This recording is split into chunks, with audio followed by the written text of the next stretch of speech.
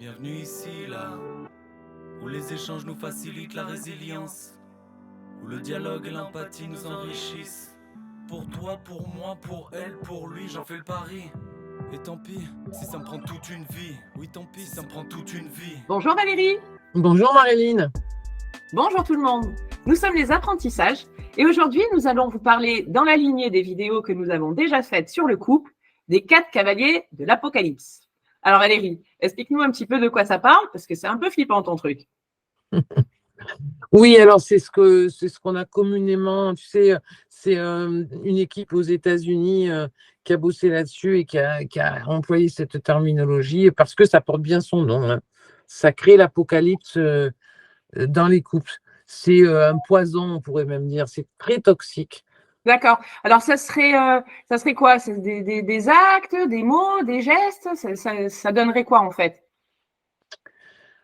Alors justement, ce sont des attitudes qu'on va décrire bien comme il faut pour redonner, tout comme d'habitude, on aime bien faire ça, toi et moi, donner quelques supports.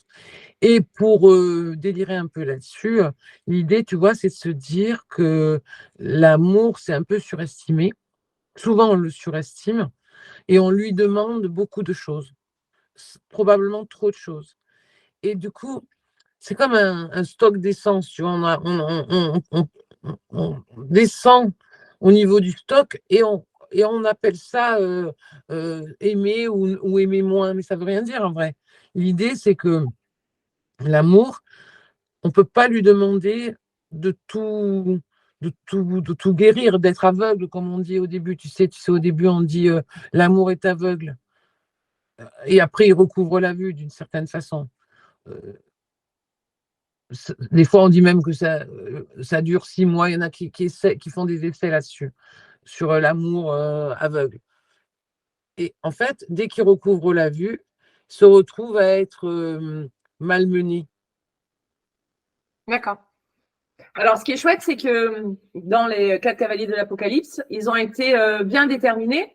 Donc, comme ça, c'est plus facile pour nous de les expliquer. Donc, ils sont au nombre de 4. Et donc, le premier, ça serait le mépris ou le dégoût. Alors, est-ce qu'on peut expliquer déjà un peu le mépris? Alors, le mépris, comme chacun sait, c'est une démarche intellectuelle qui vise donc à être rabaissant, condescendant, et puis surtout d'évaluer l'autre, tu vois? C'est ça le mépris. D'accord. Et la différence donc avec le dégoût, alors même si ça paraît un peu rude de parler de dégoût dans un couple, mais c'est vrai qu'on s'en rend pas compte. Parfois, on a des mots comme ça un peu qui font du mal en vrai, hein. Tu peux nous donner un peu des exemples aussi de ce qu'on pourrait appeler le dégoût? Alors, le dégoût, à l'inverse, donc, c'est pas une capacité intellectuelle, c'est une capacité émotionnelle, ça fait partie des émotions. Donc, c'est plutôt une attitude non verbale que l'autre pourrait capter et qui est souvent non verbale. Tu vois, c'est des mimiques, c'est la peau, c'est des choses comme ça. Ça fait partie évidemment des cavaliers de l'Apocalypse. Ça peut être parce que l'autre ne sent pas bon et que du coup, voilà, tu vois, ces choses-là sont très toxiques pour le couple. Oui, sent pas bon ou carrément, comme on dit, la peau fait barrière justement entre les relations entre l'intérieur et l'extérieur. C'est vraiment comme quand on veut s'approcher de quelqu'un pour le serrer dans ses bras, ou là, carrément, on a une espèce de répulsion comme ça parce que on n'y arrive pas en fait. Ça serait une notion de dégoût en fait. C'est ça. C'est une émotion quoi, qu'on ne peut pas vraiment cacher. Voilà. Ce qui serait chouette, c'est qu'on donne, à chaque fois qu'on a donc identifié un des 4 cavaliers, qu'on donne une espèce d'antidote. Comme ça, l'idée, c'est pas juste de faire le constat de ça, c'est pas chouette, et tiens, qu'est-ce qu'on pourrait faire de manière plus chouette. Donc, qu'est-ce que tu nous conseillerais comme antidote, justement, au mépris et au dégoût? Oui, bien sûr. Je vais l'oublier, l'antidote. Quelle folie. Alors, l'antidote du mépris, pour le dégoût, c'est un peu plus compliqué, puisque comme je te disais, c'est une émotion, donc c'est plus difficile à cacher. Par rapport au dégoût, ce qui est juste, c'est d'être honnête. Je trouve que tu sens pas bon, donc fais quelque chose pour notre relation. Pour ce qui est du mépris, qui est donc une capacité intellectuelle, il y a l'antidote fabuleux, c'est l'empathie, évidemment. Si je me mets à la place de l'autre, je ne suis pas condescendant, je ne suis pas méprisant, je ne rabaisse pas, je ne lui tends pas de piège. Hein, voilà. L'empathie, quand tu parles de l'empathie, on est d'accord que c'est la capacité intellectuelle à se mettre à la place de l'autre et pas la notion de je prends toute ta peine, je te tends la main mais je tombe avec toi dans le trou. C'est ça que tu veux dire dans l'empathie, pour préciser un petit peu, parce que c'est une notion qui n'est pas toujours évidente. Bien sûr, l'empathie, la capacité intellectuelle à se mettre à la place de l'autre, la compassion, souffrir avec. Je crois que compassion, ça veut dire souffrir avec. Hein. Donc avec. Alors que dans l'empathie, c'est pas avec, c'est au contraire, je suis à distance, je comprends que si je te méprise, ça va te blesser, donc je ne le fais pas. C'est les neurones miroirs. Ensuite, le deuxième qui a été identifié, c'est ce qu'on appelle la fuite ou la dérobade.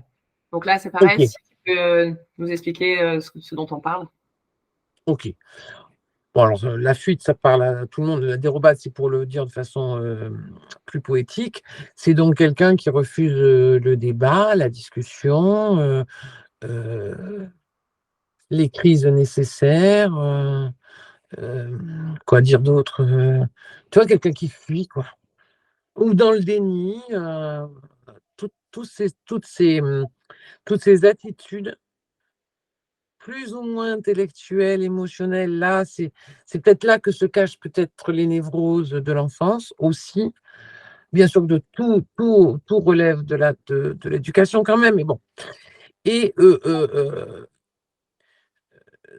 qui empêche le débat, en fait, la discussion. D'accord. Ça me fait penser, alors je ne sais pas si tu es OK avec ça, mais tu sais, quand on appelle, on parle du profil du sauveur, tu sais, les personnes qui ont toutes les raisons nobles de s'occuper de l'extérieur, des gens, de leur travail, etc. Et au lieu de s'occuper de leur intime ou de leur couple ou de leur famille, parce que c'est plus simple en fait de s'échapper par ce biais-là. Est-ce qu'on pourrait mettre ce profil-là dans la suite? Bien sûr, bien sûr. Il y a celui qui fuit parce qu'il s'en va, et puis celui qui fuit ou celle qui fuit parce qu'il travaille beaucoup. Il y a celui ou celle qui fuit parce qu'il a un ego de sauveur. Bien sûr, il y a moult façons de fuir. Tu as raison. Alors, qu'est-ce qu'on pourrait faire comme antidote? Même des fois, je rajoute, Marilyn, j'insiste, on pourrait fuir sans s'en apercevoir qu'on fuit, en fait. Tu vois? Oui, Par exemple, dans oui. le travail, tu vois, quelqu'un qui travaillerait beaucoup, beaucoup, beaucoup, même s'il a beaucoup de respect pour le travail, bien sûr, mais ou l'œuvre, parce que ça peut être aussi quelque chose de très beau. Quelque part, si on n'est pas capable de découper son camembert de temps pour donner du temps au couple, alors, de facto, c'est une fuite, d'une certaine façon. Oui, d'où l'intérêt d'en prendre conscience. Parce que Voilà. comme tu dis, c'est pas forcément ni pour faire de la peine, ni consciemment. Voilà. Alors, qu'est-ce qu'on pourrait donner comme antidote? Bon, le camembert, du coup, ça pourrait être une solution, de prendre conscience que c'est bien de partager le temps dans tous les domaines. Mais donne-nous un peu une astuce que tu préconises depuis de nombreuses années, j'imagine. Et ben, toujours l'empathie, parce que si je me mets à la place de l'autre, ben, je sais que quand on ne me répond pas à mes questions, ben, ça me frustre. Et puis après, je ne sais pas, le courage d'affronter le réel. D'accord. C'est ce qu'on pourrait dire à l'inverse, justement, ne pas tordre le réel et s'arranger avec sa conscience pour que ce soit plus acceptable. Oui. OK. Alors, le troisième, c'est les reproches. Alors, celui-là, ça parle à beaucoup de monde, je pense, parce qu'on se l'entend souvent reprocher, ce mot. Donc, alors, qu'est-ce qu'on pourrait mettre dans la catégorie des reproches? Alors, ça, c'est vraiment important. Tu as raison de le souligner. Les reproches, tout ce qui porte à donner de la honte de la culpabilité à l'autre. Hein, ça sent mauvais déjà. Après, ce qui est juste, c'est de faire une grande différence entre le reproche qui rabaisse l'autre et la protestation, la critique constructive, les griefs dont le couple ne peut pas faire l'économie. Aucune entreprise ne peut se permettre de ne pas négocier, de ne pas s'engueuler, de ne pas... Tu vois, tout ça est juste, voire indispensable, voire nécessaire. Enfin, pas mieux que ça. La discussion, tout ça. C'est pour ça que celui qui fuit, il ne s'assoit même pas à la table des négociations, t'imagines, et donc il peut pas, on ne peut pas avancer sans la protestation, sans voilà. Maintenant, la vraie différence, qui est hyper importante, c'est de faire des protestations sur le faire et pas sur l'être. Oui. Donc, par exemple, quand on dit à une personne qu'elle se met toujours en retard, est-ce que ça, c'est juste? Donc, OK.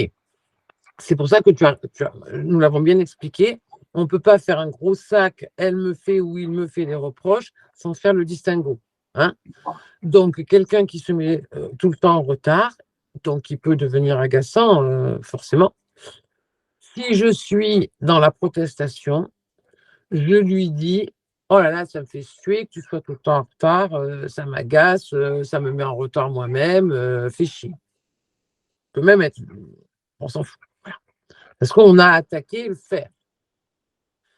À l'inverse, si on dit à quelqu'un, parce que tu es toujours en retard, du coup, tu es une mauvaise personne, tu ne me respectes pas, tu es quelque chose de nauséabond, alors là, tu m'attaques sur mon être et rapidement, la discussion va sortir de la réalité du retard pour arriver à une attitude défensive, on verra tout à l'heure ce que c'est, de dire, de finalement se défendre. On n'est plus du tout dans le retard.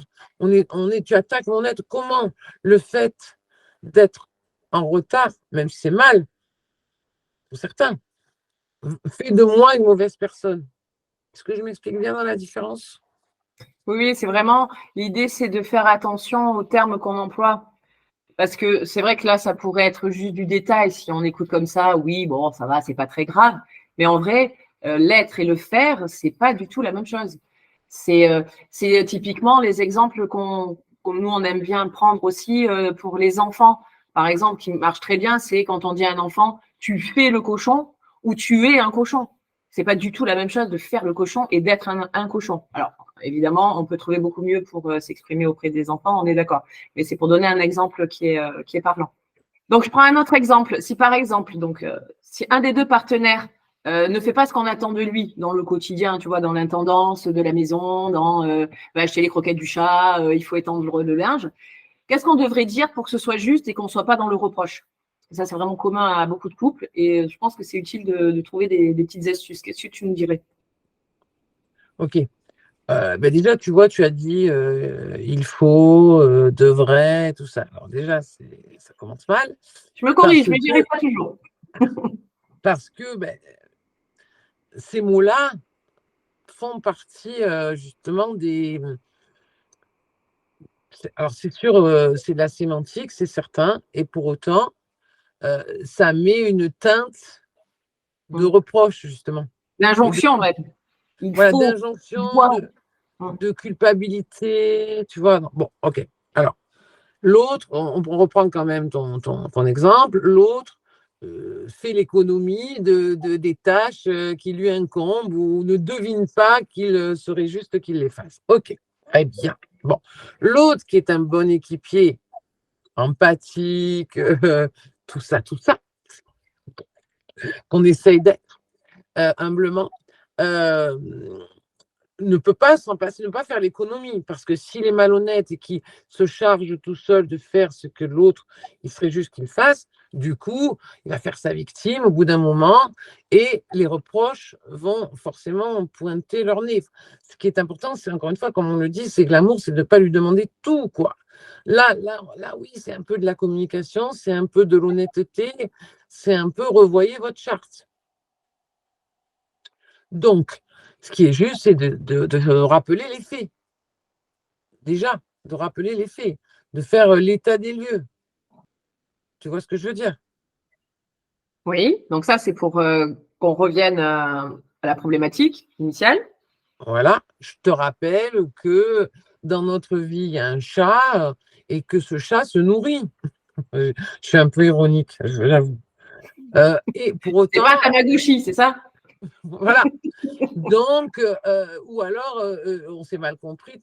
Ce qui est vraiment juste, avant de se mettre en colère, maintenant, même si c'est hyper difficile, soyons réalistes, n'empêche que plus on va le prendre en amont, cette chose à dire, cette protestation, ce grief, cette critique, plus elle va sortir avec le plus de neutralité et d'amour possible. Est-ce que j'ai répondu à ta question? Oui, c'est un exemple. Pour finaliser un peu ça et parler de l'antidote, si j'ai compris, vraiment l'idée c'est de ne jamais attaquer l'être, C'est ça, uniquement le faire. Donc vraiment, tu as fait, tu n'as pas fait, les faits, quoi. c'est Que ça. sur le mot faire. Et surtout, arrêtons d'attaquer la personne qui va évidemment se sentir accablée, accusée, enfin tous les mots possibles, quoi. Donc ce serait ça Exactement. l'antidote, vraiment les faits. Exactement. Exactement. Donc, la culpabilité, la honte de soi, en être l'instrument dans une équipe, même dans une association, hein, c'est pas possible. Donc, tant qu'on respecte ça, le faire et l'être, ben moi, je réclame le droit dans les couples, dans les associations, dans les amitiés, de s'engueuler, de pas être d'accord, de protester, de même de se faire la gueule. Et alors, du moment que je respecte la règle d'usage, j'attaque ton faire, je n'attaque jamais ton être. Et c'est vrai dans toutes les relations, n'est-ce pas, Marilyn? Évidemment. Ok, Nous sommes tous des êtres humains, peu importe la casquette qu'on porte. voilà. Alors, le Ensuite, dernier cavalier de l'Apocalypse, ça serait l'attitude défensive. Alors, celui-là, moi, j'ai un peu plus de mal à le conceptualiser parce que ce n'est pas un terme que j'entends régulièrement. Donc, est-ce que tu peux voilà, expliquer un peu mieux de quoi on parle quand on dit attitude défensive? donc, ben, les attitudes défensives, ce sont les justifications. Donc, D'accord. alors oui, tu sais, il y a aussi cette liste de mécanismes de défense qui est importante. Mais bon, on ne va pas détailler ça aujourd'hui. L'idée, c'est de se mettre en attitude défensive. Donc, tu vois, même je le fais avec mon corps. Je me mets comme ça, là, en attitude défensive, en mode comme ça. Et donc, je vais commencer à me justifier.